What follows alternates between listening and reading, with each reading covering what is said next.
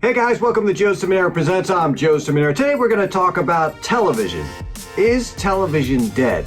Coming up next, we're going to talk about where the future of television might be headed and how that's going to affect you as a filmmaker.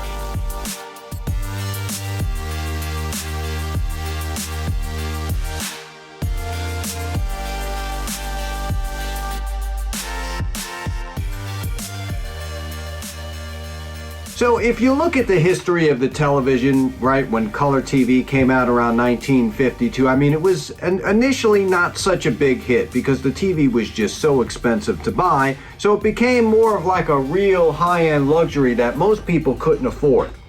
Everyone had a radio, but not everyone had a television set. And as the years went up, people just saw, especially advertisers, saw the importance of being able to have that captivated audience for advertising and stuff like that.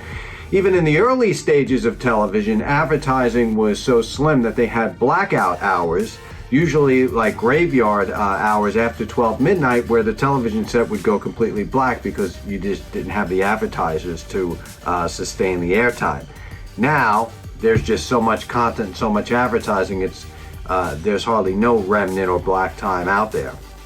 But if you fast forward to, let's say maybe the late 90s when the birth of Netflix came out and you had all these mom and pop video stores and, you know, the VCR tapes and everything else that was your basic rental, your Blockbuster and stuff like that, Netflix was actually mailing DVDs and movies home to you, and then you would just return them back to them. So that seemed like a pretty good thing to do at the time. And, you know, they helped put a lot of those mom and pop video places out. So fast forward then a little bit further, and then you have all the streaming services, the Hulu, the Amazon, Netflix completely changed its business model. And now where does traditional broadcast really come into play at this point? Well, other than the Olympics, some sports and news, really nothing. Cable providers are crunching at the floor, trying to figure out how to keep these people sustained and keeping their account. But the reality is most people have woken up a long time ago to say they're not going to pay that cable bill, and they've went to streaming services that cost only a fraction of that. Some of them are free. I mean, look at Tubi TV.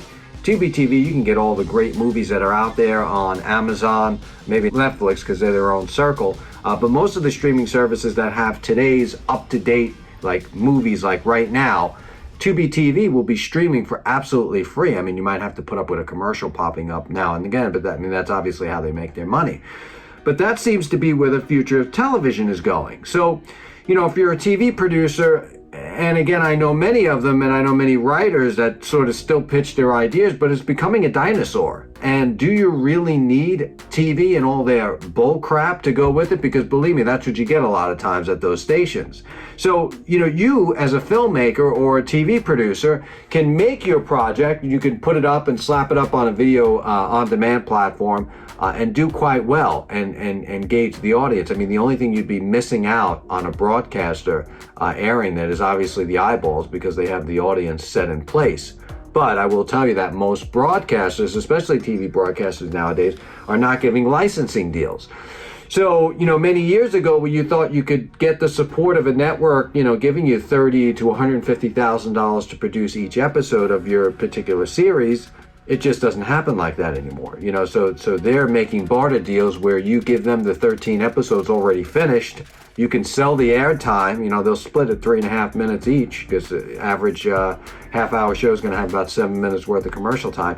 They'll split that time with you, and that'll be a barter arrangement, and you absorb all the production. So it's really, TV broadcasting is cutting down the licensing deals, and they're getting few and far between. I mean, they are major networks that are giving licensing deals like around $20,000-$25,000 for, you know, an hour and a half TV program, which is disgusting. I mean, what can you produce for $20,000? Well, if you're Joe Ciminera, you can produce a lot for $20,000, but most production companies they couldn't survive in the independent world. You know, you take away their 50,000 production staff, everybody's sitting around drinking coffee all day, they're lost. They just can't hit the pavement and make a movie by themselves.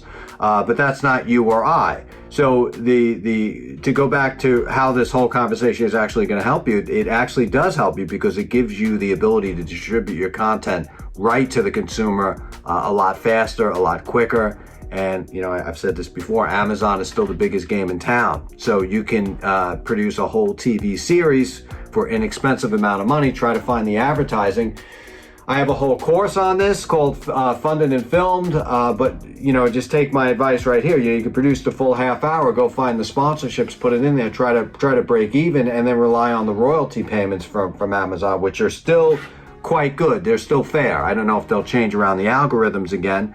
They just recently did, but they're still in line to where you can make your money back. Netflix is a close-knit society. Good luck if you get your stuff in there. You're going to need a professional agent for that to actually sell it. You're going to need a film rep to get in there.